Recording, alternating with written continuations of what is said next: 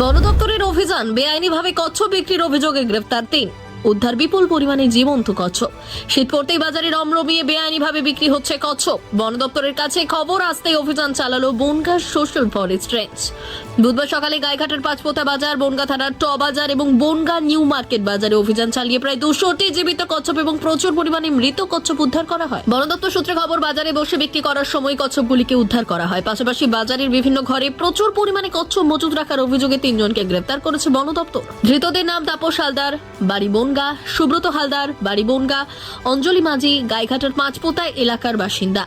সূত্রে জানা গিয়েছে, বন দপ্তরের আধিকারিকরা গাইঘাটার পাঁচপোতা বাজারে অভিযান চালাতে বস্তা ভর্তি করে কচ্ছপ লুটিয়ে ফেলা হয়। জেরা করে অঞ্জলি মাঝির বাড়ি থেকে প্রচুর পরিমাণে বস্তা ভর্তি কচ্ছপ উদ্ধার হয়। পাশাপাশি টবাজার এলাকায় একটি ঘরের মধ্যে বসে গোপনে কচ্ছপ কেটে বিক্রি করার পরিকল্পনা করেছিল তাপস হালদার। বন দপ্তরের আধিকারিকরা তাকে হাতে নাতে ধরে ফেলে। ধৃতদের বনগাঁ মহকুমা আদালতে পাঠানো হবে বলে জানিয়েছে বন দপ্তর। হ্যাঁ, দরজা ভেঙে ওই কিছু খোলা পেয়েছে, আরো দোকানে ছিল, দোকান থেকে কচ্ছপ কচ্ছপটা কিছু পাইনি। কি পেয়েছিল দাদা? কিচ্ছু পাইনি, ওই কিছু খোলা ছিল। কচ্ছপের খোলা পোষ হ্যাঁ, কিসের ব্যবসা করে?